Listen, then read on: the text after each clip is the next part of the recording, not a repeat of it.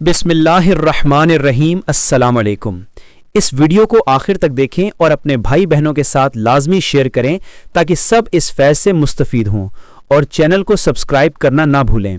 اللہ تعالیٰ کے صفاتی ناموں میں سے ایک نام یا جبارو ہے، جس کا مطلب ہے ٹوٹے دلوں کو جوڑنے والا، کمزور کو سہارا دینے والا اور ظلم کو ختم کرنے والا۔ جو شخص دل کی گھبراہٹ، پریشانی، دشمن کے شر یا کسی بھی معاملے میں رکاوٹ سے نجات چاہے، وہ روزانہ فجر یا عشاء کے بعد یا جبارو 313 مرتبہ پڑھ کر دعا کرے۔ اس عمل سے دل کو سکون، رزق میں کشادگی اور مشکلات میں آسانی نصیب ہوتی ہے۔